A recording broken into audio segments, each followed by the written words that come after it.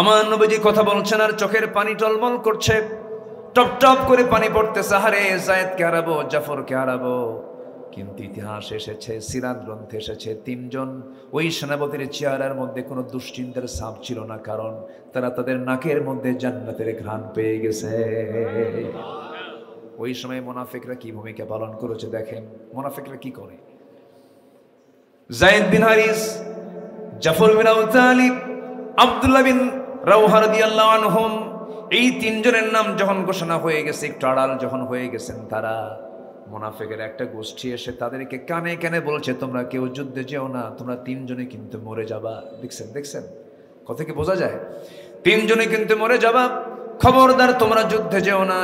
এই মুনাফিকদের কথাগুলো যখন তিনজন সাহাবীর কানে যখন চলে এসেছে, হুঙ্কার ছুড়ে বললেন, আল্লাহর কসম করে বলি, তোরা মুনাফিক, তোরা আমাদেরকে উস্কায় দিচ্ছিস, আমাদেরকে বিভ্রান্ত করার চেষ্টা করছিস। তোরা কি জানিস না রে বোকা, আমাদের নাকের মধ্যে আমরা জান্নাতের ঘ্রাণ পেতেছি। জোরে বলি সুবহানাল্লাহ, আরো জোরে বলি সুবহানাল্লাহ। আবু সাঈদ দুই হাত উঁচু করে, বুলেট সামনে, গুলি করতেছে পুলিশ, নির্ভয়ে নির্ভীক চিত্তে সামনে দাঁড়িয়ে বুকটা আগায়া দিল, লুটিয়ে পড়ল জমিনে। নামাজি ছেলে, পরহেজগার ছেলে। আমি তার বাড়িতে গেছি, তার মার সঙ্গে তার বাবার সঙ্গে কথা বলেছে। আবু সাঈদ, শহীদ আবু সাঈদ, সে 18 কোটি মানুষের এই জিম্মি দশা থেকে মুক্তর জন্য সে তার বুকের তাজা প্রাণ ঢেলে দিল। আর আমার দেশের কিছু মুফতি কয়, সে তো শহীদ না। তুমি কোন কসু? তুমি কি করেছ? তোমার অবদান কি? তোমার ভূমিকা কি? আমার দেশে ফতুয়ার 20 বাষ্প ছড়ানো হয়, ঠিক কিনা বলেন? অনেক ফতুয়া আমরা শুনেছি। বহু আগে একটা ফতুয়া শুনলাম, কি কিয়ামত পর্যন্ত হরতাল হারাম। কোন পর্যন্ত? কিয়ামত পর্যন্ত। তাহলে আন্দোলন হবে কি বলতো? কিয়ামত পর্যন্ত হরতাল হারাম বলে ফতুয়া দিল। যারা ফতুয়া দিল, 5 আগস্টের পরে যে উপদেষ্টারা শপথ নিয়েছেন, সেই উপদেষ্টাদের তারা আবার দাওয়াত দিয়ে বলল, সুন্দর পরিবেশ আমরা ফিরে পেয়েছি।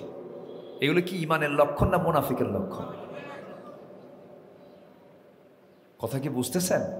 যারা নিউজগুলো দেখেন, যারা শোনেন, তারা কিন্তু বুঝতে পারতেছেন। আউযু বিল্লাহি মিনাশ শাইতানির রাজিম। বিসমিল্লাহির রাহমানির রাহিম।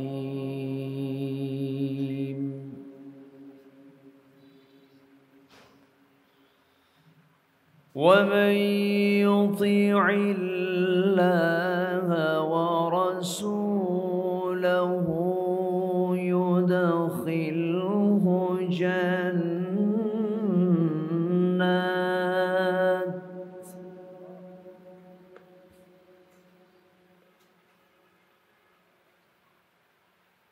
يدخله جنات تجري من تحتها الأنهار خالدين فيها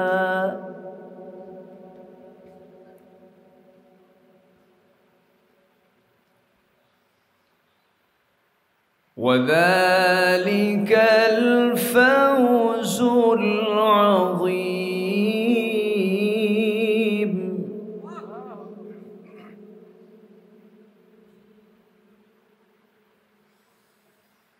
ومن يعص الله ورسوله ويتعد حدوده يدخله نارا خالدا فيها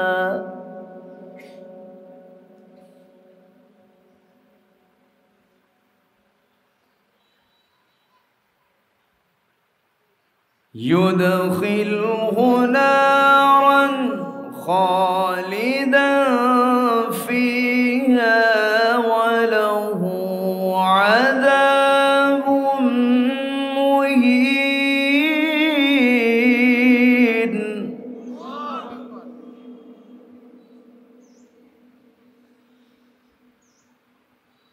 وله عذاب مهين.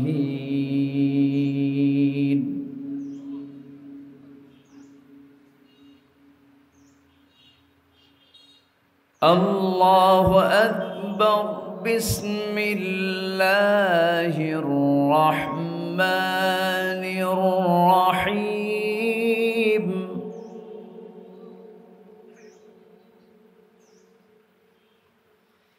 إن الله وملائكته يصلون على النبي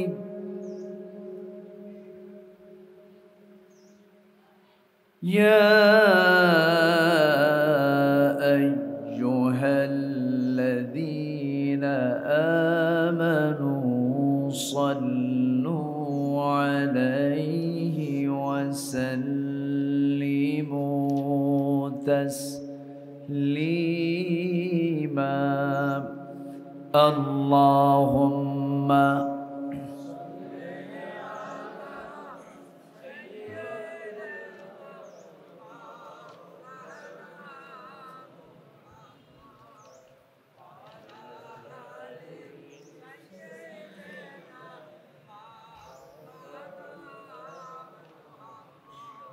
সবাই বলুন বালাগাল উলা বিকামালিহি কাশাফাত তুজা বিজামালিহি হাসুনাত জামিউ খিসালিহি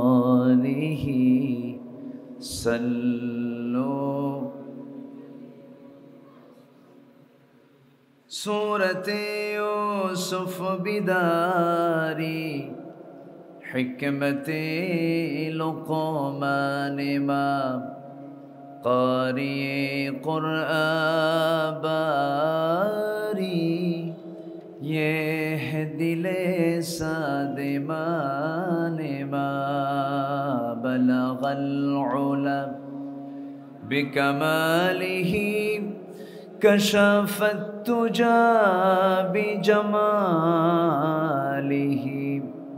حسنت جميع خصاله سلوا। আমি কোরআনের সুর মাঝে শুনেছি যে নাম, আজানের সুর মাঝেও শুনেছি সে নাম। ও নাম শুনেছি আমি আমার হৃদয়ে। হে রাসূল নবীজি তোমায়, হে রাসূল নবীজি তোমায়। বলছি সাল্লাল্লাহু আলাইহি ওয়াসাল্লাম।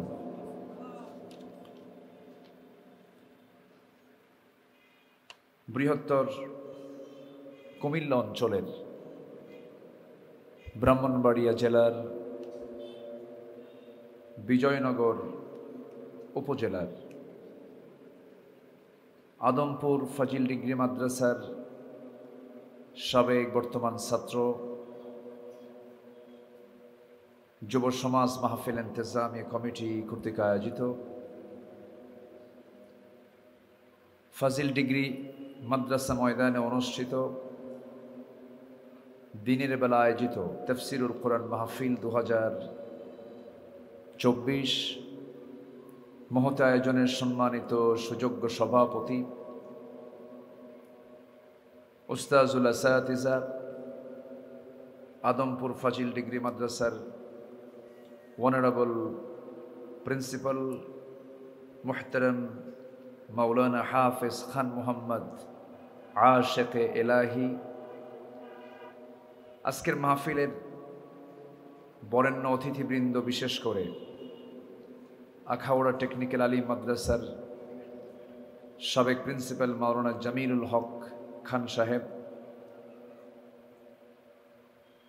ভাদুগড় ডিএস কামিল মাদ্রাসার সম্মানিত মুহাদ্দিস মুহতারাম মাওলানা আবু জাফর মোহাম্মদ ইয়াহইয়া হাফিজাহুল্লাহ, উপস্থিত হাজরাত উলামায়ে কেরাম, ফদলায়ে ইজম, সুশীল সমাজ, জাতির শ্রেষ্ঠ সন্তান, শিক্ষক মণ্ডলী, জাতির বিবেক, সাংবাদিকবৃন্দ, সামনে উপস্থিত, দূরে কাছের বিভিন্ন স্থান থেকে ছুটে আসা কালেমার ঝান্ডাবাহী, তৌহিদের পতাকাবাহী সম্মানিত প্রাণপ্রিয় দ্বীনি ভাইরা, অপসংস্কৃতির আগ্রাসন রোধে মোকাবেলা করার জন্য গড়ে ওঠা তিতাস শিল্পী গোষ্ঠীর এক ঝাঁক শিল্পীবৃন্দ, আড়ালে অবস্থানরত আমার সম্মানিত মা এবং বোনেরা, আলোচনার সূচনায় আনুষ্ঠানিকতার মধ্য দিয়ে আমার পক্ষ থেকে আবারও দিল খোলা সালাম, আসসালামু আলাইকুম ওয়া রাহমাতুল্লাহি ওয়া বারাকাতুহু। সালামের জবাব একটু দুর্বল দুর্বল মনে হচ্ছে। আসসালামু আলাইকুম ওয়া রাহমাতুল্লাহ। সবাই কেমন আছেন? মহান রব্বে করিমের অশেষ শুকরিয়া যে মহান আল্লাহ সুবহানাহু ওয়া তাআলা আমাকে আপনাকে সারাদিনের সকল কাজকর্মের স্থগিত ঘোষণা করে স্ব ব্যবসা, কর্মস্থল, চাকরি সবগুলোকে আমরা মাইনাস রেখে এসেছি আমরা কোরআনের এই বরকতপূর্ণ এমন একটি জালসায়, যিনি আমাকে আপনাকে সুযোগ করে দিয়েছেন। কালিমাত শুকর আদায় করি, মুহাব্বাতান বলে উঠছি আলহামদুলিল্লাহ। আবারও বলছি আলহামদুলিল্লাহ। চিৎকার মেরে বলছি আল্লাহুম্মা লাকা আসলামতু ওয়া বিকা আমানতু ওয়া আলাইকা তাওয়াক্কালতু ওয়া ইলাইকা আনাবতু ওয়া বিকা খাসামতু। সবাই বলি আল্লাহুম্মা আইন্নি আলা যিকরিকা ওয়া শুকরিকা ওয়া হুসনি ইবাদাতিকা। আমরা আল্লাহ তাআলার শুকর আদায় করে নিলাম। সম্মানিত হাজিরিন, আমার আগে এখানে হযরত উলামায়ে কেরাম তারা সুন্দর দর্স উপস্থাপন করেছেন, সুন্দর আলোচনা তারা উপস্থাপন করেছেন।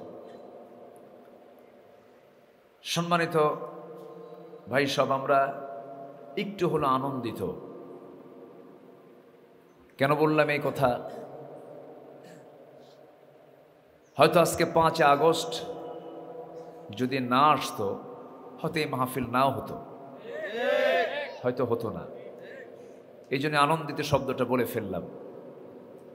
পরপর 2 বছর এখানেই কোথায় যেন একটা মাহফিল আমার ছিল। যাই হোক, ফেরেশতারা বন্ধ করে দিছে, সব ফেরেশতা ছিল তারা, তো উঠতে পারিনি, এসেছিলাম। শুধু এখানে না, এই ভাইরাস গোটা দেশ জুড়েই ছিল। ওয়াজ মাহফিল মানেই তাদের কাছে একটা ছিল একটা আতঙ্কের বিষয়, কারণ কোরআনের মাহফিলে তো চোরের পক্ষে কথা আসে না, কোরআনের মাহফিলে তো ফ্যাসিস্টদের পক্ষে কথা আসে না, কোরআনের পক্ষে তো কোরআন তো কখনো এরকম কথা বলতে দেবে না যে চোর ডাকাতদের পক্ষে কথা বলো। সম্মানিত ভাইয়েরা, আমরা অনুকূল একটি পরিবেশ ফিরে পেয়েছি। আগে মাহফিল করার জন্য কমিটিকে ধরনা দিতে হতো থানার কাছে, জুতার তলা ক্ষয় হয়ে যেত, পারমিশন মিলত না। আর এখন উল্টা কমিটির কাছে থানা ফোন দিয়ে বলে কিছু লাগবে কি। আমরা এমন একটা অনুকূল পরিবেশ ফিরে পেয়েছি বললে ভুল হবে। আমরা আল্লাহ তাআলা আমাদেরকে দান করেছেন। ফিরে পাওয়া মানে কি আগে ছিল এখন পাইছি, মাঝখানে ছিল না তা না। 53 বছরের রেকর্ড অনুযায়ী যারাই পরপর ক্ষমতায় গেছেন আসছেন, ইসলামের প্রতি যে পরিপূর্ণ তাদের টান ছিল তা কিন্তু বলা যাবে না। মাহফিল বিগত সরকারের আগেও বন্ধ হয়েছে, অনেক মাহফিল বন্ধ করে দেওয়া হয়েছে। সম্মানিত ভাইয়েরা, এখন আমরা অনেকটা মুক্ত। কোরআন শুনতে মানতে মোটামুটি আর বাধা নাই। বলি আলহামদুলিল্লাহ, জোরে বলি আলহামদুলিল্লাহ। বলুন তো, এই মাহফিলের উপকারিতা ছাড়া কোনো ক্ষতির দিক আছে? বলেন তো। এখানে আসলে আল্লাহর নাম নেওয়া হচ্ছে, নবীজির প্রশংসা হচ্ছে, আয়াতের তেলাওয়াত হচ্ছে, দেরাসাত হচ্ছে, তাদাব্বুর হচ্ছে, কিরাআত হচ্ছে। এটা তো মুসলিম সমাজের জন্য জরুরি, আর প্রয়োজন এটা। সম্মানিত ভাইয়েরা, সম্মানিত বন্ধুগণ, মূল সমস্যা এই জায়গায় নয়। মূল সমস্যা ছিল হলো কোরআন শুনতে গেলে, কোরআন মানতে গেলে বাতিল নেতৃত্বের বড় অসুবিধা। এটাই হচ্ছে মূল কারণ। আমরা 16 বছর অতিক্রম করতে পেরেছি, হাজারো বিপদের মধ্য দিয়ে আমরা নতুন একটি সূর্যের চেহারা আমরা দেখতে পাচ্ছি। তবে তারা ছিল 16 বছর, আর ফেরাউন পৃথিবীতে বেঁচে ছিল হলো 1600 বছর। সংখ্যা যে মিলল কেমনে বুঝলাম না। সংখ্যার একটা মিল আছে। যাই হোক, আমি আলোচনার সূচনায় সরাসরি আলোচনার দিকে যাচ্ছি, সময় খুব অল্প। আমি যেখান থেকে তেলাওয়াত করেছি সেই সূরাটার নাম হলো সূরাতুন নিসা, অর্থাৎ নারী সমাজ। সূরাতুন নিসা থেকে আমি প্রথম দিকের 2টা আয়াতে কারিমা আমি তেলাওয়াত করেছি। আল্লাহ তাআলা একটা কাজে জান্নাতের সংবাদ দিয়েছেন, আরেকটা অপকর্মে জাহান্নামের ফয়সালা দিয়েছেন। আসুন আমরা ধীরে ধীরে মূল সে আয়াতের দিকে আস্তে আস্তে চলে যাচ্ছি। আল্লাহ তাআলা যে কিতাবটা আমাকে আপনাকে দিয়েছেন, এই কিতাব কি অপূর্ণ না পূর্ণাঙ্গ? বলেন তো। পূর্ণাঙ্গ, পরিপূর্ণ।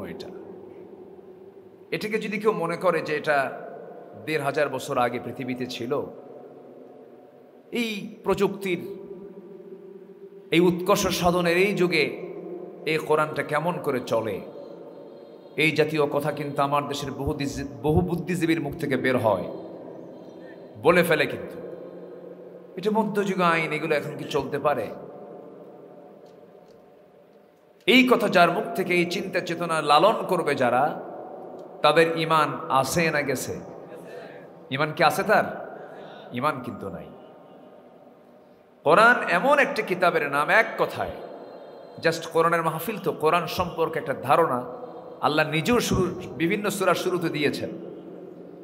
কারণ এই কিতাবের ব্যাপারে সুস্পষ্ট ধারণা না থাকলে আপনি এই কিতাবের প্রতি তো আপনার আগ্রহ হারিয়ে ফেলবেন। এই জন্য এই কিতাবের ব্যাপারে আল্লাহ তাআলা আগে জোরালো কথা বলেছেন। কোরআন খোলেন, কোরআন খুললি কোরআনের কথা দিয়ে আল্লাহ তাআলা আগে শুরু করেছেন। এত মজবুত কিতাব এটা, আমার আপনার জীবনের সকল প্রশ্ন জমা করে প্রশ্ন করুন, আমার আপনার প্রশ্ন ফুরে যাবে। কোরআন তার জবাব দিতে ক্লান্ত হবে না। জোরে বলি সুবহানাল্লাহ। সব জবাব এই কিতাবের মধ্যে আছে না নাই? আসতে বলবেন না, আছে না নাই? এই যে মাইকম্যান, খুব জোর লাগে, একটু আওয়াজ বাড়ায় দেন। মঞ্চে তো আওয়াজ খুবই নাই বললেই চলে। আপনি একটু এই মনিটর থেকে সরেন একটু। হ্যাঁ, একটু আওয়াজটা বাড়ায় দেন, আপনি একটু মনিটর থেকে সরেন। হ্যাঁ, সম্মানিত ভাইয়েরা, তাহলে কোরআন যে আল্লাহর পক্ষ থেকে নাজিল হয়েছে, কোনো সন্দেহ আছে? আসতে বলবেন না, কোনো সন্দেহ মনে হয়? তানজিলুম মির রাব্বিল আলামিন, আল্লাহ রাব্বুল আলামিন এই কিতাব আল্লাহ রাব্বুল আলামিন বান্দার জন্য শুধুমাত্র নামাজের জন্য এই কোরআনটা নাজিল করেন নাই। এত বড় কোরআন নামাজের জন্য নাজিল করার কোনো প্রয়োজন ছিল না। নামাজ পড়ো বাস, কথা শেষ হয়ে গেল। কিন্তু এত বড় সূরা ফাতিহা থেকে শুরু করে নাস পর্যন্ত এত কথা আল্লাহ রাব্বুল আলামিন শুধু নামাজের জন্য বলেন নাই। তিবিয়ানাল লিকুল্লি শাইইন, মানবতার জন্য যা কিছু প্রয়োজন সব আল্লাহ পাকের মধ্যে আয়োজন করে দিয়েছেন। তিনটা কাজ যারা করবে তাদের কোনো লস নেই। সূরা ফাতিরের মধ্যে এসেছে, ইন্নাল্লাযীনা ইয়াতলুনা কিতাবাল্লাহ ওয়া আকামুস সালাহ ওয়া আনফাকু মিম্মা রাযাকনাহুম সিররান ওয়া আলানিয়াতান ইয়ারজুনা তিজারাতান লান তাবুর। জোরে বলুন আল্লাহু আকবার। তিনটা কাজে কোনো লস নাই। তিনটা কাজে বান্দার কোনোদিন লস হবে না। এই ব্যবসায় কোনোদিন লসে পড়বে না বান্দা। তিনটা কাজ করবে। নাম্বার 1 হলো আল্লাহর কালামকে সুন্দর করে তেলাওয়াত করবে, বুঝে শুনে পড়বে আমল করার নিয়তে। নাম্বার 2 হলো নামাজ সুন্দর করে কায়েম করবে এবং তাকে আল্লাহ তাআলা যে সম্পদগুলো দিয়েছেন সেই সম্পদ থেকে গোপনে প্রকাশ্যে খরচ করবে। কার পথে? আসতে বলবেন না, কার পথে? আল্লাহর পথে। আমার ভাইয়েরা,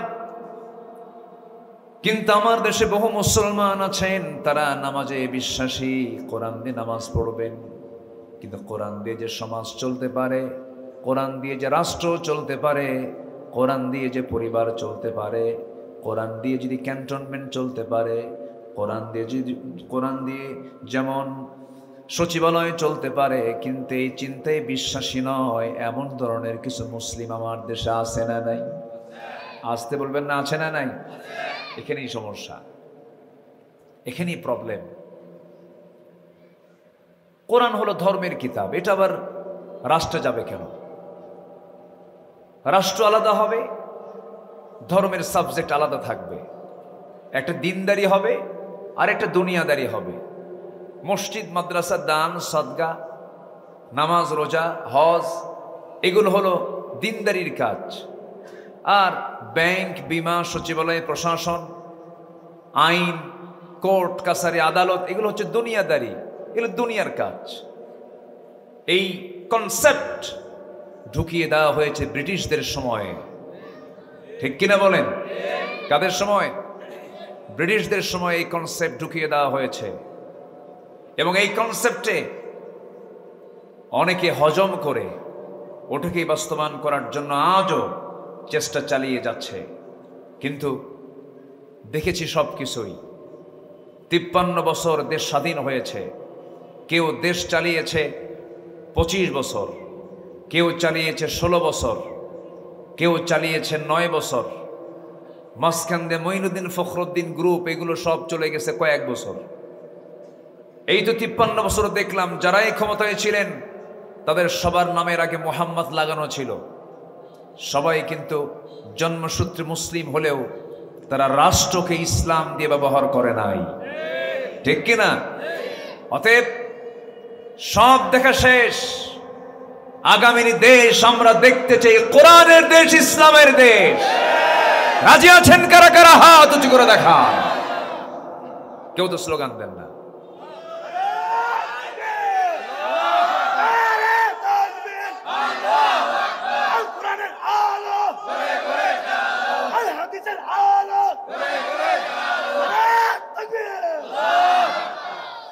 জি বলি আলহামদুলিল্লাহ। মুক্ত আকাশে এই স্লোগান যে কত জটিল ছিল, অনেক মাহফিল আমাদের কণ্ঠরোধ করার চেষ্টা করা হয়েছে। মাহফিলের মঞ্চে আমাকে লক্ষ্য করে গুলি পর্যন্ত করা হয়েছে, মঞ্চে আগুন ধরিয়ে দেওয়া হয়েছে। আলেমদের মুফাসসিরদের মঞ্চ থেকে ধরে গ্রেফতার করে জেলখানায় ঢোকানো হয়েছে।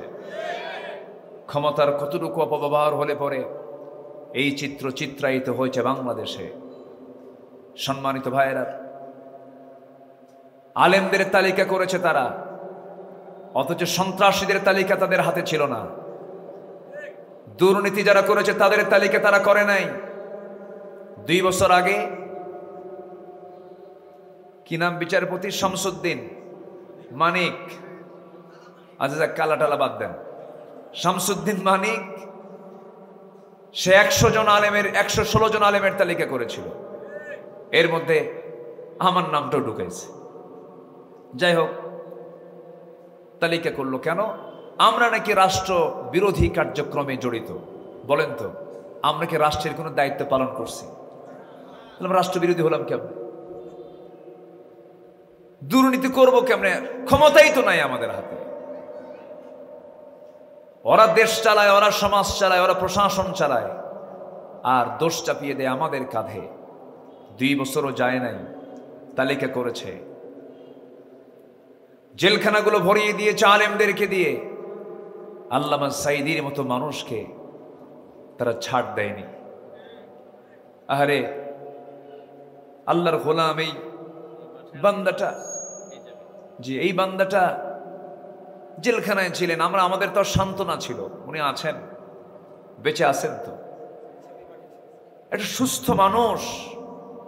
সুস্থ মানুষকে জেলখানা থেকে ধরে এনে হসপিটালে ভর্তি করায়া, পরিকল্পিত নাটক সাজায়া, পয়জনিং করে তাকে হত্যা করা হলো। মানুষ কতটুকু পাশবিক হলে পরে, কত বড় অমানবিক হলে পরে, কত বড় দানব হলে পরে এই আচরণটা করতে পারে, এটা নিশ্চিত তাকে হত্যা করা হয়েছে।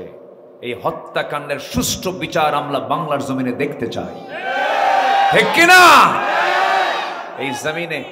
এই জমিন আল্লামা এসেছিলেন, শুনলাম এই জায়গায় তিনি এসেছিলেন 1994 সালের 13ই মার্চে তিনি এসেছিলেন।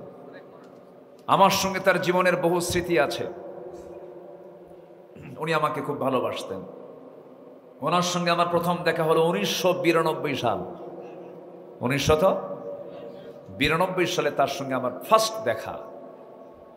আমি তার মাহফিলে তেলাওয়াত করতাম। এরপরে 2009 সালে মাঝে তো দেখা হয়েছেই। ওনার জীবনের লাস্ট হজের সফর ছিল হলো 2009 সাল। আল্লাহ তাআলা আমাকে সেই বছর হজে নিয়েছিলেন। আমার হলো জীবনের প্রথম হজ। হজে গিয়েছিলাম তো ওনাকে প্রশ্ন করা হলো, হুজুর আপনি দেশে যাবেন না কেন? দেশের অবস্থা খুব খারাপ। কোন মাইজ ভান্ডারী কারা যেন কোন চাঁদপুরি চাঁদের দেশ থেকে মামলা দিছে, জানেন না আপনারা? জানেন না এগুলো? হ্যাঁ আচ্ছা, যাই হোক, বাইজ ভান্ডারী, হ্যাঁ ঠিক আছে, আমি তো বুঝাই দিচ্ছি, সমস্যা নাই। মামলা দিয়েছে, আপনি যাবেন না, আপনাকে গ্রেফতার করবে, ট্রাইব্যুনাল গঠন হচ্ছে। উনি মুচকি হাসি মেরে বললেন, আমার দল, আমার কর্মী, আমার দেশ, আমার জনগণ, আমার প্রতিবেশী মামলার শিকার হবে, জেল খাটবে, আর আমি আরামে বিদেশে বসে থাকবো? এই শিক্ষা রাসূল আমাকে দেননি। উনি দেশে ফিরে এসেছেন, জেল খেটেছেন, মামলার শিকার হয়েছেন। বাংলাদেশের ইতিহাসে সর্বোচ্চ রেকর্ড সংখ্যক সময়কাল তাকে রিমান্ডে নেওয়া হয়েছে। সব কিছুকে তিনি শেষ হাসি দিয়ে আমাদেরকে বিদায় জানিয়েছেন। উনি বুঝিয়ে দিয়েছেন, আমি হাসি মুখে বিদায় নিচ্ছি, আগামীর দেশ আমি দেখতে চাই কোরআনের দেশ। সম্মানিত ভাইয়েরা, সম্মানিত বন্ধুগণ, সবাইকে তো যেতেই হবে। আমরা যাব না? সবাই যাব। আমরা কেউ তার থাকার জন্য আসিনি, আমরা সবাই চলে যাব। কেউ একটু আগে যাব, কেউ একটু পরে যাব, কিন্তু লক্ষ্য হচ্ছে আমার আল্লাহ আমার উপরে সন্তুষ্ট না অসন্তুষ্ট। আমি যদি সন্তুষ্টিজনক যদি কোনো কাজ করতে পারি তাহলে আমি সাকসেস, আর যদি সন্তুষ্টজনিত কোনো কাজ আমি যদি না করতে পারি, তাহলে আমার উপরে নাখোশ হয়ে যাবেন তিনি কে? আস্তে নাখোশ হয়ে যাবেন তিনি কে? আল্লাহ বান্দার উপরে রহমতের কথাও বলেছেন, আবার লানতের কথাও বলেছেন। লানতের কথা আছে না, উলাইকা ইয়ালআনুহুমুল্লাহু ওয়া ইয়ালআনুহুমুল লাঈনুন লাআনাতুল্লাহি ফিদ দুনিয়া ওয়াল আখিরা। এরকম বহু আয়াত কোরআনে কিন্তু আসছে। বহু লোকের উপর আল্লাহ তাআলা লানত করেছেন। আল্লাহ লানত প্রাপ্ত বান্দাদের কাতার থেকে আমাদেরকে দূরে রাখুন। জোরে বলি আমিন, আরো জোরে আমিন। তার মধ্যে একটা লানত হচ্ছে যারা জমিনে যারা ফাসাদ সৃষ্টি করবে, লানাতুল্লাহ, আল্লাহর লানত তাদের উপরে পড়বে। যার চিত্র আমরা চিত্রায়িত হতে দেখেছি, এই তো খুব অল্প সময়ের ভিতরে দেশের সম্পদগুলো লুটপাট করে, হলমার্ক শেয়ার বাজার কেলেঙ্কারি, ব্যাংক ঘড়ি লুট করে সবকিছু লক্ষ কোটি টাকার মালিক হলো। লাভ হলো কি? শেষ পর্যন্ত বাঁচার জন্য দাড়ি কাটলো, তাও কাম হয় না।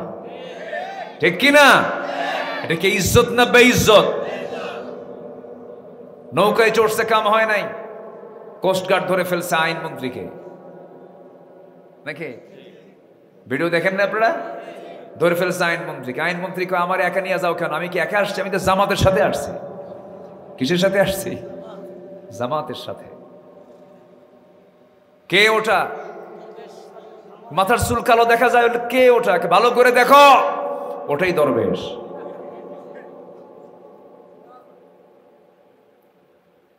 তাহলে ফাসাদ সৃষ্টি করলে লানত পড়ে কার? আস্তে লানত পড়ে কার? আল্লাহ। এজন্য কখনোই জুলুম করা যাবে না, ফাসাদ সৃষ্টি করা যাবে না, আত্মীয়তার সম্পর্ক নষ্ট করা যাবে না, বান্দার হক নষ্ট করা যাবে না, কবিরা গুনার কোনো কাজে অপকর্মে নিজেকে জড়ানো যাবে না। লানত পড়বে কার? আসতে পড়বে না, লানত পড়বে কার? আমরা কি জান্নাত পেতে চাই? জান্নাতের কাজ কি? প্রথম আয়াত। আর জাহান্নামের কাজ কি? দ্বিতীয় আয়াত আল্লাহ তাআলা বলে দিয়েছেন। আসুন আয়াতের দিকে আস্তে আস্তে যাচ্ছি।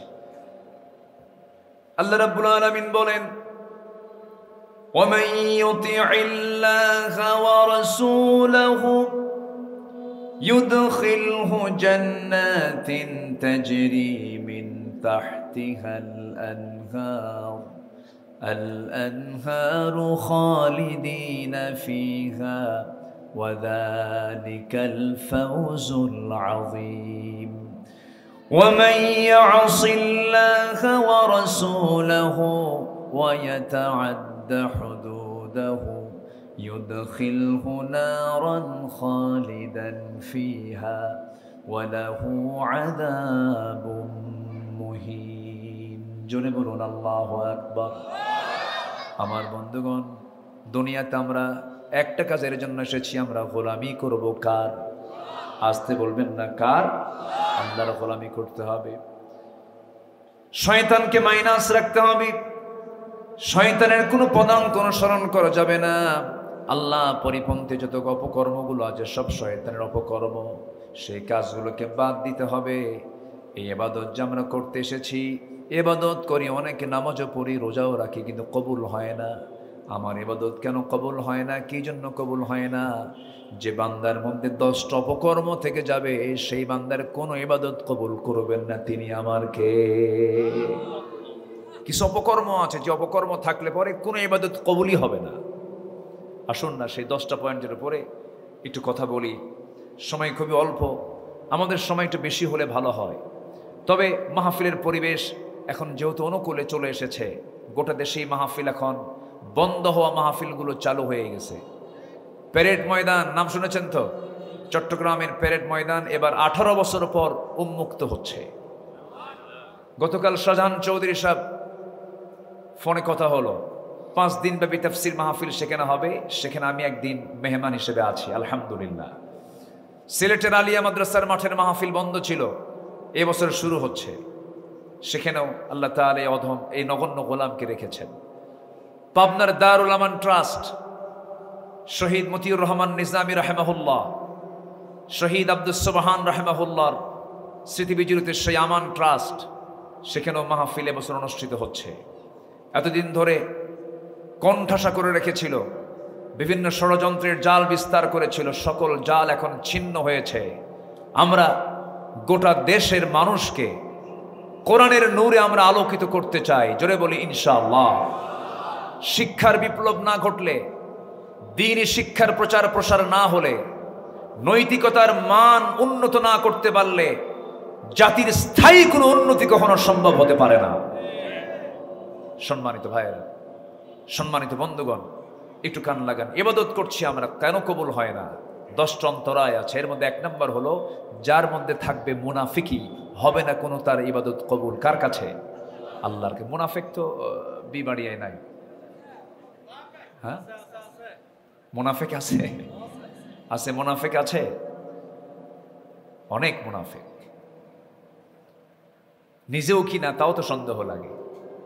কথাটা বুঝলেন? আমি কেন বলতেছি কথাটা, একটু মনোযোগ দিয়ে শুনবেন।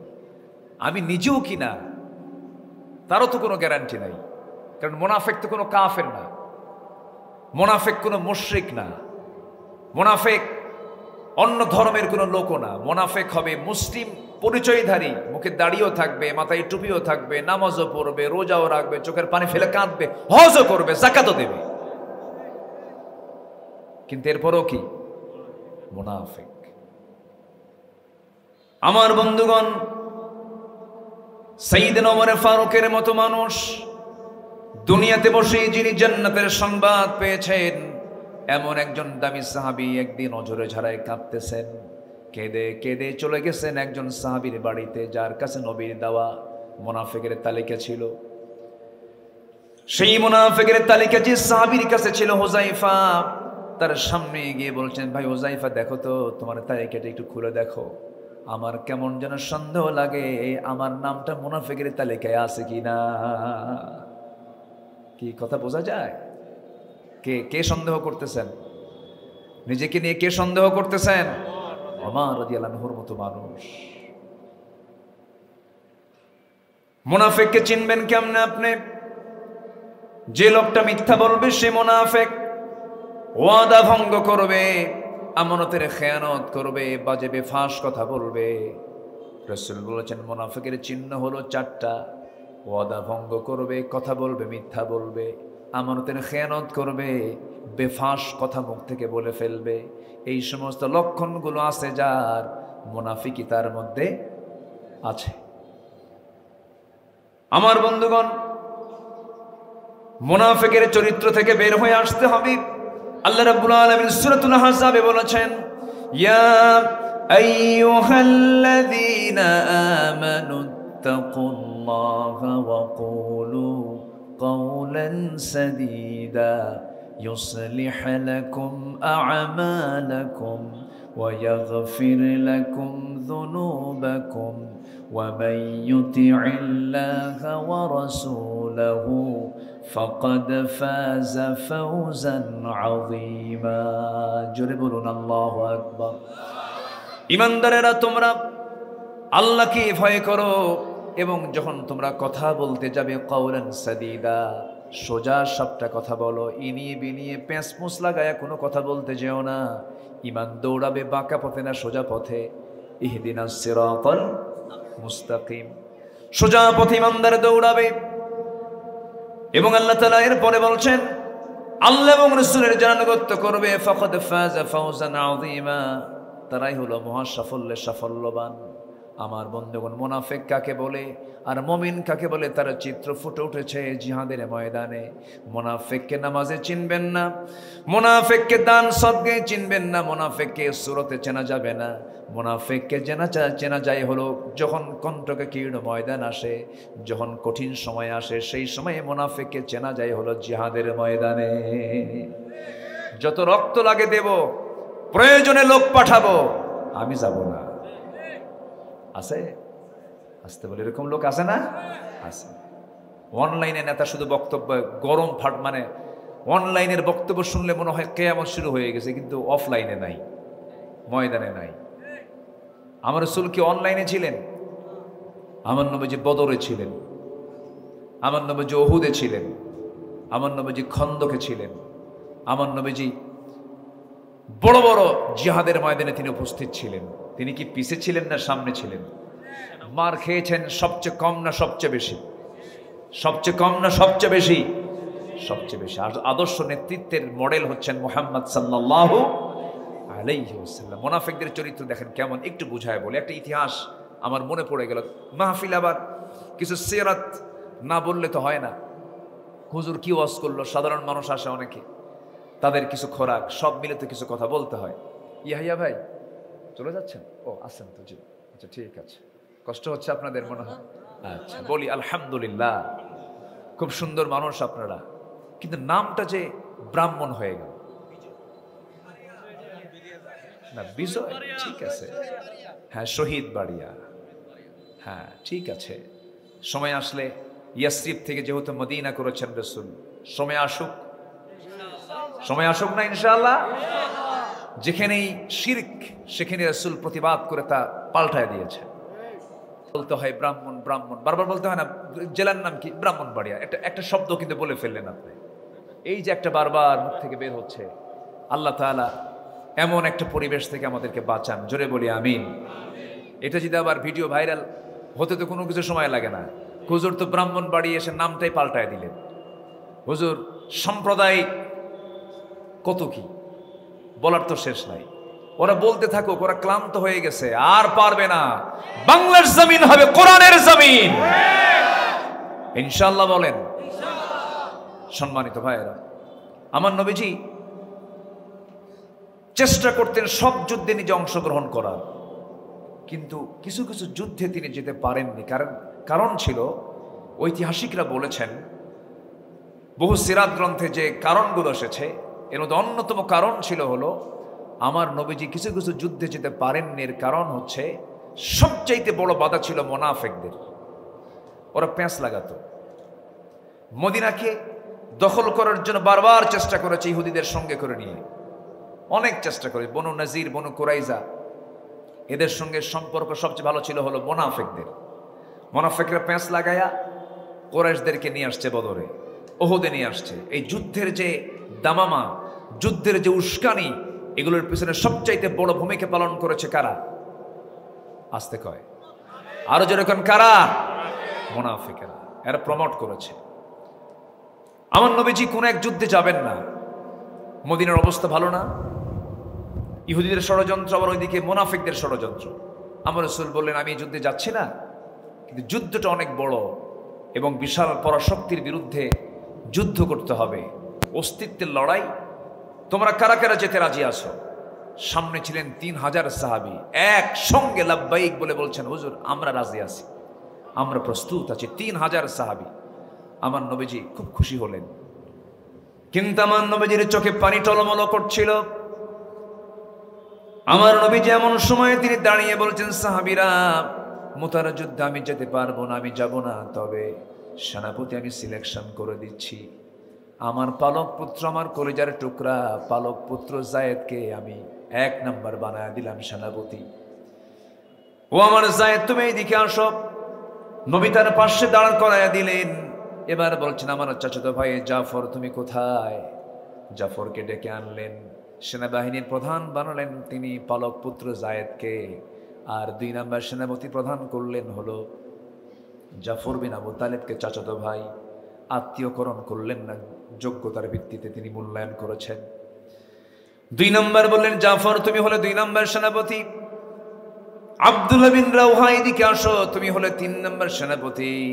3 জনকে দাঁড় করায়া দিয়া সাহাবা একরামকে বললেন, শোনো, আমার পালক পুত্র 1 নাম্বার যদি শহীদ হয়ে যায়, 2 নাম্বার সেনাপতির দায়িত্ব পালন করবে জাফর।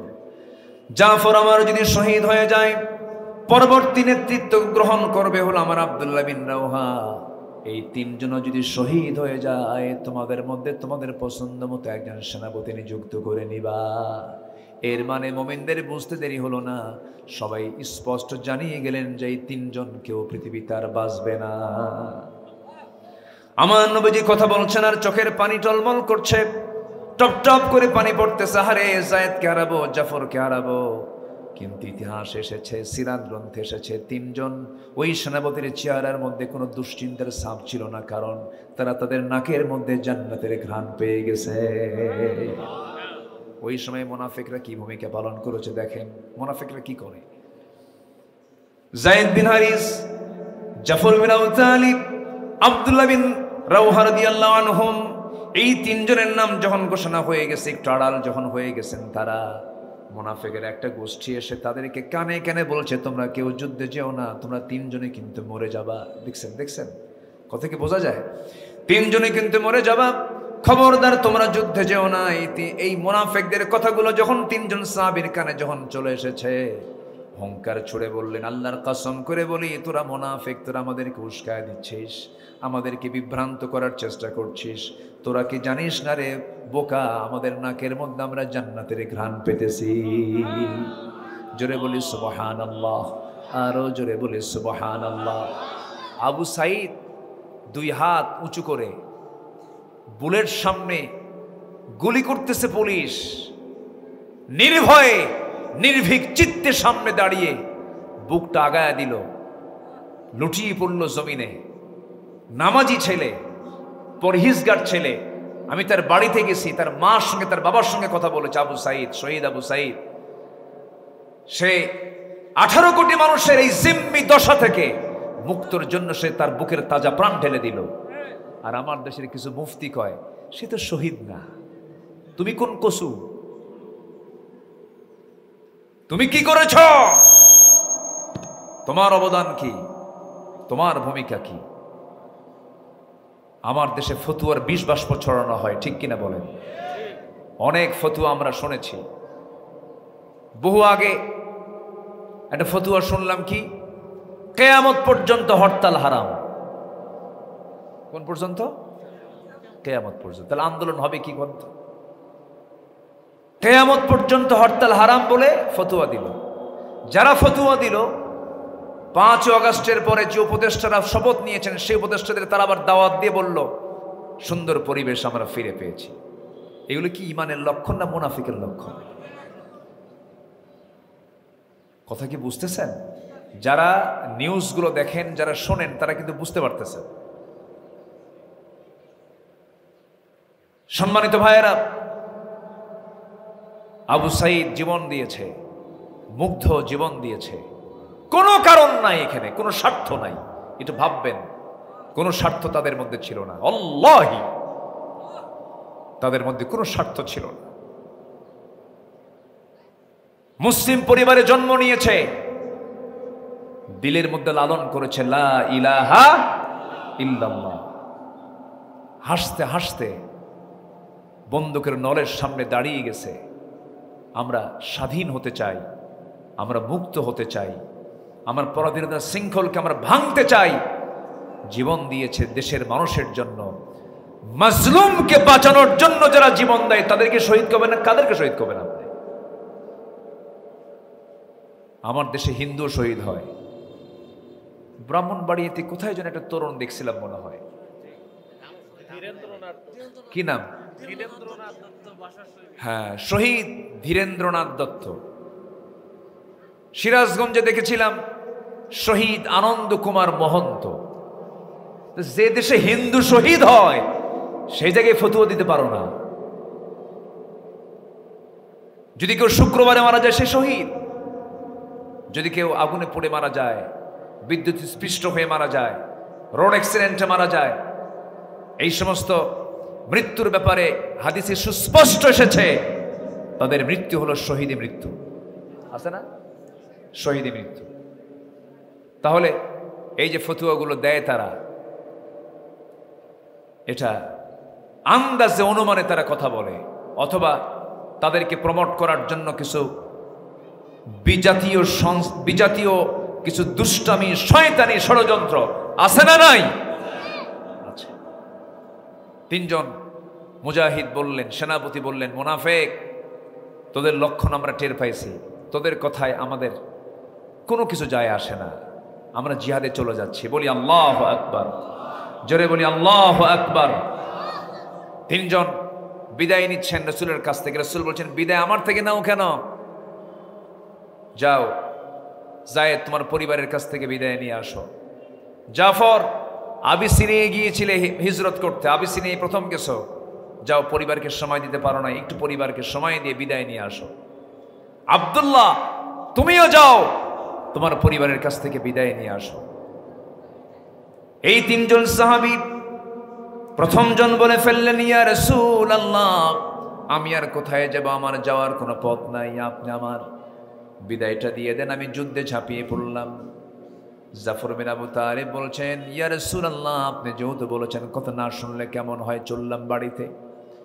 দরজার মধ্যে ঢুকলেন, সুন্দর করে সালাম দিয়ে মুস্কি হাসি মেরে বসে পড়লেন। সন্তান দুটা, নাবালক সন্তান দুটা উরুতে রাখলেন, আদর দিলেন, চুমু দিলেন, বউটাকে আস্তে করে ডাক দিলেন, সামনে বসালেন। বউটাকে ডেকে বলছে, বউ আমার, আমাকে বিদায় দিবা একদিনের জন্য না চিরদিনের জন্য? আমার জন্য দোয়া করো, মুতার যুদ্ধে আমি অংশগ্রহণ করতে যাচ্ছি, আল্লাহ যেন আমাকে শহীদ হিসেবে কবুল করে নেন। বউটার চোখে পানি, বউ কেঁদে কেঁদে বলছে, আমার স্বামী, আমি আপনাকে কখনো যুদ্ধে যেতে মানা করব না, আপনি যুদ্ধে চলে যান, কিন্তু আপনার শহীদ হয়ে যান, আমি এই দোয়াটা করব না, কারণ এই যে বাচ্চাগুলো তারা এতিম হয়ে যাবে। আমি দোয়া করি আল্লাহ আপনাকে গাজী করে যুদ্ধের ময়দান থেকে ফিরে আনুন। জাফর ইবনে তালিবের মনটা একটু খারাপ হয়ে গেল, শহীদি তামান্না লালন করছে তার দিলের ভিতরে, কথাটা উল্টা হয়ে গেল, চেহারা তার একটু অন্যরকম হয়ে গেল। মেজাজি চেহারা নিয়ে চট করে বইয়ের হাতটা টান মেরে টেনে ধরে কোষবদ্ধ তরবারি কোষমুক্ত করে তরবারির উল্টা দিক দিয়ে হাতে একটু আঘাত করে বলছেন, বউ আমার, এই যে আমি তরবারি দিয়ে তোমার হাতে আঘাত করলাম, হাত কাটছে নাকি না, কেন উল্টা করে আঘাত করেছেন? তুমি আমার জন্য চোখের পানি ফেলে ফেলে যে দোয়াটা করতেছে, সেই দোয়াটা সম্পূর্ণ উল্টা, কারণ নাকের মধ্যে আমি জান্নাতের ঘ্রাণ পেতেছি। জোরে বলেন সুবহানাল্লাহ।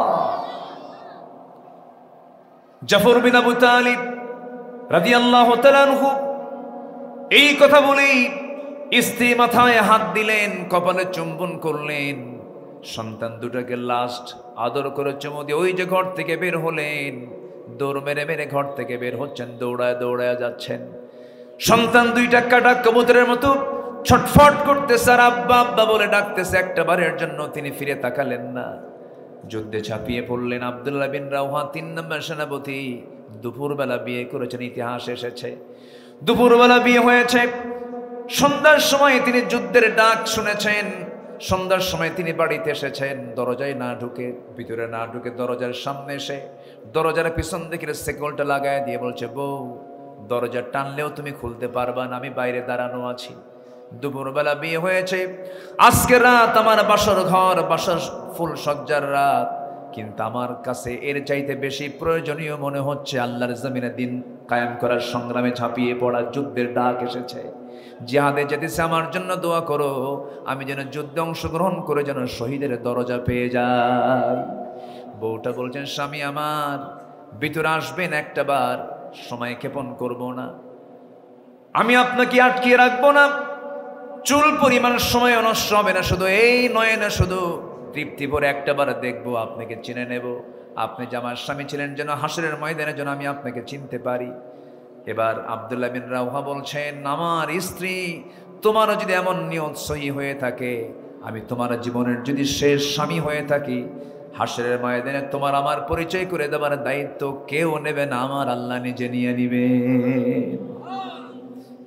বউকে না দেখি বিদায় নিলেন, যুদ্ধে ঝাঁপিয়ে পড়লেন, 3 জনের শাহাদত বরণ করলেন। যায়েদ বিন হারিস, জাফর বিন আবু তালিব, আব্দুল্লাহ বিন রাওহা, 3 জনই শাহাদত বরণ করেছেন। নবীর খানের সংবাদ চলে এসেছে, নবীজি পালক পুত্র যায়েদের ঘরে গিয়ে ওসামা, তার ছেলের নাম ওসামা ইবনে যায়েদকে কোলের মধ্যে নিয়ে ওসামার মাকে বলছে, আমার যায়েদ আর দুনিয়াতে বেঁচে নাই, আমার যায়েদ জান্নাতের পাখি হয়ে উড়ে বেড়াতেছে। জাফর বিন আবু তালিবের বাড়িতে গেলেন, সন্তান দুইটা শহীদি পরিবারের সন্তানদেরকে বুকের মধ্যে আগলে ধরে বলছে, ও জাফরের স্ত্রী, চিন্তা করো না, তুমি শহীদের স্ত্রী হতে পেরেছ, এই সন্তানগুলো শহীদের সন্তান হতে পেরেছে, আমার জাফর জান্নাতের পাখি হয়ে জান্নাতের মধ্যে উড়ে বেড়াতেছে। আমার বন্ধুগণ, 4 নম্বর সেনাপতি খালিদ বিন ওয়ালিদ রাদিয়াল্লাহু তাআলা আনহু কালিমার ঝান্ডা হাতের মধ্যে নেবেন, কিন্তু কালিমার ঝান্ডা 3 নম্বর সেনাপতির হাতে আছে। দূর থেকে লক্ষ্য করে দেখেন কে যেন কালিমার ঝান্ডা ধরে আছে, কিন্তু কাছে গিয়ে দেখেন কেউ ধরে নাই। আব্দুল্লাহ বিন রাওহা তার মুখের মধ্যে কামড় মেরে কালেমার ঝান্ডা আকাশমুখী তুলে ধরে রেখেছেন। জোরে বলি সুবহানাল্লাহ। কাফেররা তার ডান হাতে মেরেছে, বাম হাতে কালেমার ঝান্ডা নিয়েছেন, বাম হাত কেটে ফেলে দিয়েছে, কর্তিত অংশ দিয়ে চট করে মুখের মধ্যে কামড় মেরে ধরেছেন, মস্তক কেটে ফেলে দিয়েছে, মস্তকটা ছিটকে পড়ে গেছে, কিন্তু কালিমার ঝান্ডা তিনি কামড় মেরে ধরেছিলেন, আসমানমুখী হয়েছিল। কাছাকাছি এসে খালিদ বিন ওয়ালিদ করলেন কি, আস্তে করে কালিমার ঝান্ডা তুলে নেবেন, কিন্তু মুখ থেকে বের হয় না। মাথা সহ চলে আসি, কানের মধ্যে মুখ ঢুকায় বলতেছে, ভাই আব্দুল্লাহ বিন রাওহা, আমি হলাম মুতার যুদ্ধের পরবর্তী সেনাপতি। মুখটা ফাঁকা হয়ে গেছে। কালিমার ঝান্ডা নিয়া খালিদ বিন ওয়ালিদ 1,00,000 সৈন্যের বিরুদ্ধে মাত্র 3,000 সাহাবী নিয়ে 3,000 মুজাহিদকে নিয়ে এমন যুদ্ধ পরিচালনা করলেন খালিদ বিন ওয়ালিদ। ওই দিন মুতার যুদ্ধের দিন তিনি একা, একটা নয়, দুইটা নয়, চারটা নয়, পাঁচটা নয়, 8টা তরবারি ভেঙ্গে বাতিলদের মোকাবেলা করেছে। জোরে বলি সুবহানাল্লাহ। আমার বন্ধুগণ, 1,00,000 রোমান সৈন্য পরাজিত হলো। 3,000 মুজাহিদের সামনে তারা টিকতে পারলো না।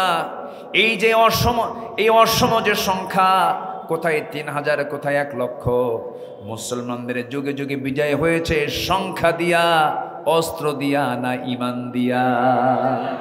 কি দিয়া? ঈমান দিয়া। খালিদ বিন ওয়ালিদ বিজয়ের পতাকা নিয়ে যখন যাচ্ছিলেন, আমার নবীর চোখে তখন পানি।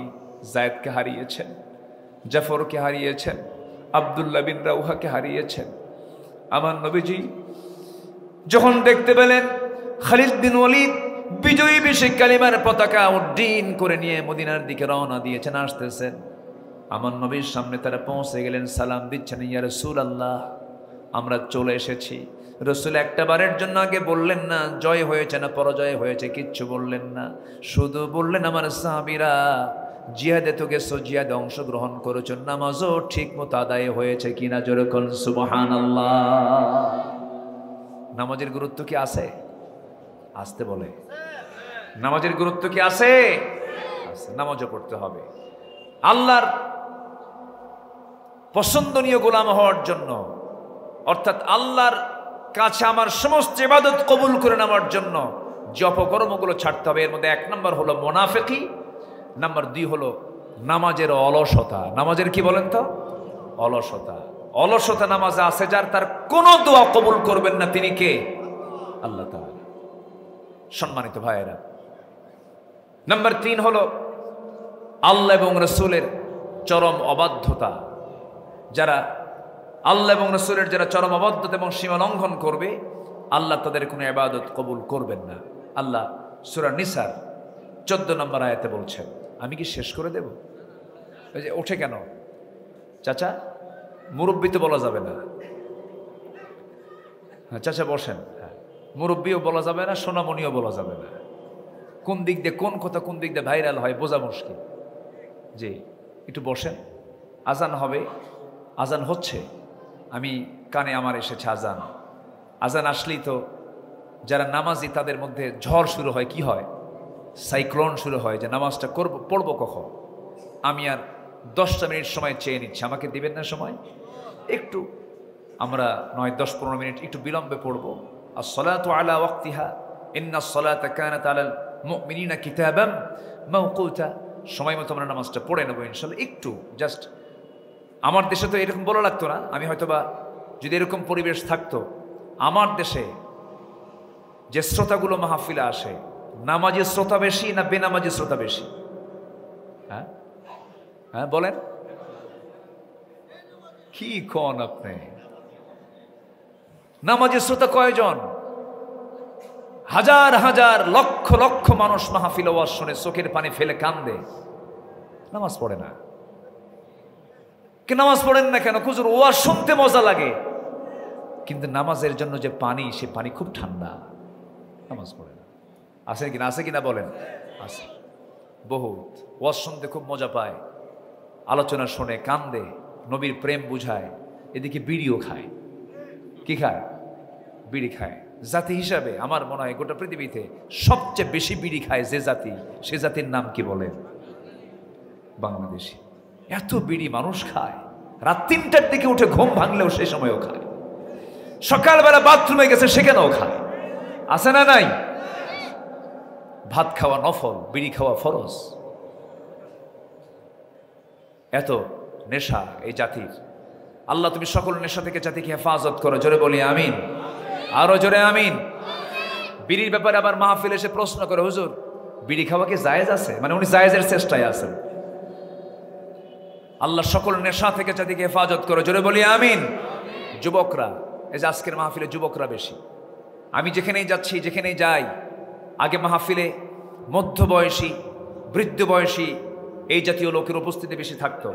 এখন আশার দিক হলো যে যুবকদের যারা পৃথিবী গড়া সম্ভব, সেই যুবকরা আজকে মাহফিলে বেশি উপস্থিত থাকে, বলি আলহামদুলিল্লাহ। আমি তো ভেবেছিলাম যুবকরা মনে হয় একেবারেই শেষ হয়ে গেছে, ডিভাইস আসক্ত হয়েছে, গেমস আসক্ত হয়েছে, মাদকে আসক্ত হয়েছে, শেষ মনে হয়। কিন্তু ওরা যে জাতে মাতাল তালে ঠিক, তার টের পেয়েছি আমরা 5 অগাস্টের দিনে, ঠিক কিনা? কিছু দুষ্টামি হয়েছে পরিবেশের কারণে, কিছু নোংরামি চরিত্র চলে আসছে যুবকদের মধ্যে সামাজিক কারণে। ওরা চেয়েছিল ওই সন্ত্রাস নির্ভর যারা রাজনীতি করেছে এই দেশের বুকে, তারা যুব সমাজকে ধ্বংস করার জন্য অস্ত্র হাতে তুলে দিয়েছিল, নারী তুলে দিয়েছিল। যুবকরা তোমরা সাবধান হয়ে যাও, যে নেতৃত্ব তোমার হাতে অস্ত্র তুলে দেবে, মদ তুলে দেবে, নারী তুলে দেবে, সে নেতৃত্বের মুখে তোমরা জুতা মারবে, থুতু মারবে, ঠিক কিনা? আমরা সুন্দর বাংলাদেশ গড়তে চাই, জোরে বলি ইনশাআল্লাহ। তুমি একাই একটা বাংলাদেশ, তুমি সামনে দাঁড়াও, তোমার সামনে কোন অপশক্তি টিকতে পারবে না। আল্লাহ কবুল করুন। কিন্তু মুনাফিকি করা যাবে না, নামাজ অলসতা করা যাবে না। নাম্বার 3, আল্লাহ রসুলের সঙ্গে চরম অবাধ্যতা সীমা লঙ্ঘন করা যাবে না। নাম্বার 4, আল্লাহর সাথে শিরিক করা যাবে না। শিরিক মানে হচ্ছে এটা এমন গুনাহ, আল্লাহ বলতেছেন আমার যে শিরিক করবে, ওমাই ইউশরিক বিল্লাহ ফাকাদ হারামাল্লাহু আলাইহিল জান্নাহ, শিরিক করবে তো তার জন্য জান্নাতটাই হারাম হয়ে যাবে। নাউজুবিল্লাহ। তাহলে এত বড় একটা গুনাহ। কিছু লোক আছে দেখবেন মাজার দেখলে মাথা খারাপ, আছে কিনা? ব্রাহ্মণবাড়িয়া খুব কম, ও বেশি না? এই এলাকায় একটা আছে, একজন হুজুর আছে, আচ্ছা যাই হোক, আল্লামা সৈয়দ কামাল উদ্দিন জাফরি হাফিজাহুল্লাহ, এত বড় আলেম, শুধু উপমহাদেশ নয়, বিশ্বনন্দিত একজন ফেমাস আলেম হচ্ছেন আল্লামা সৈয়দ কামাল উদ্দিন জাফরি। এমন একজন বর্ষিয়ান আলেমের বিরুদ্ধে এই পুঁটি মাছ কথা কয়, তার বিরুদ্ধে কথা বলে, মুখে যা আসে তাই বলে। 16 বছর তাফসীর মাহফিলের এই মঞ্চগুলোকে কেউ কেউ কলঙ্ক করেছে। আসতে বলেন না, জোরে বলেন ঠিক কিনা? এই মাহফিলের এই মঞ্চে নাচার জায়গা নয়, এখানে হাসাহাসির জায়গা এটা নয়, এটা হচ্ছে এটি গুরুত্বপূর্ণ কোরআনের প্ল্যাটফর্ম। এখানে কান্না থাকবে, এখানে নির্দেশনা থাকবে, এখানে গুরুত্বপূর্ণ কোরআন হাদিসের বয়ান থাকবে। অযাচিত, বাজে, ভিত্তিহীন যারা কথা বলবে কান ধরে মঞ্চ থেকে নামায় দিবেন, ঠিক কিনা? নামায় দিবেন। এই প্ল্যাটফর্মটা কি নাপাক? না পাক? এখানে নাপাক কোনো কাজ করতে দেওয়া যাবে না। আজে বাজে বেহুদা যারা কথা বলবে, আয়াত নাই, হাদিস নাই, তারে নারে বান্দরে কলা খাইছে ইন্দুরে, আসে না? কিছু আছে না, যা মনে আসে তাই কয়। এই জাতীয় কোনো লোক যেন মঞ্চে জায়গা না পায়। কোরআন, হাদিস, সিরাত, সঠিক কথা, সাহাবে কেরাম, আম্বিয়ে কেরামদের সহি কথাগুলো যদি কেউ বলতে পারে, তারাই মঞ্চ উঠবে। নাচানাচি করবে, চা খাবে, কফি খাবে, বদমাইশি করবে, এমন জায়গার, এমন প্ল্যাটফর্মের নাম এই তাফসীর মাহফিল নয়। কি ঠিক কিনা বলেন? এগুলো খেয়াল করতে হবে। আল্লাহ তুমি সবাইকে বোঝার তৌফিক দাও। সম্মানিত ভাইয়েরা, মন খারাপ করা যাবে না। কোনটা হক আর কোনটা বাতিল সাধারণ মানুষ না চিনলেও কিন্তু বাতিলরা কিন্তু হক চেনে। আমার কথা বোঝে না? কি বুঝলেন তো? আমার কথা বুঝলেন তো? সাধারণ মানুষ হক না চিনলেও কে চেনে হক? কোন গোষ্ঠী চেনে? কারণ দ্বন্দ্ব লাগে হকের কার সাথে? বাতিলের সাথে। নির্বাচনের 5 অগাস্টের 5 থেকে 6 দিন আগে এতগুলো দল বাংলাদেশে নিষিদ্ধ করছে কয়টা? আস্তে কয় বলেন, কয়টা দল কি দেশে? একটা। বলেন, দল কি একটা দেশে? বিভিন্ন দলে বিভক্ত ইসলামী দলের সংখ্যাই হলো 53টা। কয়টা? 53টা। এতগুলো দল থাকার পরও কোনো দল নিষিদ্ধ হলো না। দল নিষিদ্ধ হলো কয়টা? একটা। অঙ্ক বুঝে নেন, অঙ্ক কষে নেন। অঙ্ক বোঝার জন্য আল্লাহ তাআলা মাথা দিয়েছেন, বুদ্ধি দিয়েছেন, সব বুঝে নিতে পারেন। ওরা বুঝে গিয়েছে যে কোনটা একমাত্র হক দল, কোন ইসলামী দল এই দেশে ইসলামের বিপ্লব ঘটাতে পারে। ওরা ঠিকই চিনতে পেরেছে। ওই চিনতে পেরেই সেই দলকে নিষিদ্ধ করতে নিয়ে কোন দলকে তারা নিষিদ্ধ করতে চায় না, তারা ইসলামকে নিষিদ্ধ করতে গিয়ে তারা নিজেরা নিষিদ্ধ হয়ে গেছে। আসুন আমরা হকের পক্ষে কাজ করি, হকের পথে চলি। আল্লাহ কবুল করুন, জোরে বলে আমিন। কোন মাজারে সেজদা দেওয়া যাবে? কোন মাজারে কোন প্রকার সেজদা দেওয়া যাবে না। কোন পীর বুজুর্গ যদি আপনার দোয়া প্রয়োজন হয় দোয়া চাবেন, কিন্তু পীরের সামনে সরাসরি চাবেন না, বাবা আমার এটা দাও। বাবা দেবেন না কে দিবেন? আসতে কবেন না কে দিবেন? এই বিষয়গুলো খেয়াল করবেন। এরপরে নাম্বার 6, মন্দ কাজের যারা আদেশ করবে, আল্লাহকে যারা ভুলে থাকবে, ওয়ানাসুল্লাহ ফানাসিয়াহুম ইন্নাল মুনাফিকিনা হুমুল ফাসিকুন। যারা আল্লাহকে বলে থাকবে এবং মন্দ কাজের যারা প্রমোট করবে, আল্লাহ তাদের কোনো ইবাদত কবুল করবেন না। এই দেশে 16 বছর এরকম কমিটি দেখেছি, মাহফিল কমিটির সভাপতি আর যাত্রা কমিটির সভাপতি একজন। আছে না নাই বলেন? যাত্রা কমিটির যে সভাপতি, মাহফিল কমিটিরও সভাপতি। ডাবল স্ট্যান্ডার্ড, তাদের দোয়া কবুল হবে না। নাম্বার 7, শয়তানের যারা পদাঙ্ক অনুসরণ করবে, কিছু নামাজ, কিছু সুদ, কিছু নামাজ জেনার কাজ, কিছু নামাজ ফাহেসা কাজ, আছে না নাই? আছে না নাই? আছে। এদের দোয়া কবুল হবে না। নাম্বার 8 হলো যে ইবাদতগুলোর ভিতরে এরকম নিয়ত থাকবে যে আমি নামাজ পড়ছি, আমি দান করছি, আমাকে অন্য কেউ দেখছে, আমাকে বাহাবা দিচ্ছে। রিয়া, ডিসপ্লে যারা করবে তাদের কোনো ইবাদত কবুল হবে না। নাম্বার 9 হলো কুফরি যারা করবে, যারা কি করবে? কুফরি করবে। নাম্বার 10 হচ্ছে আল্লাহর সাথে যারা দৃঢ় অঙ্গীকার করার পরে তা আবার ভেঙ্গে ফেলবে।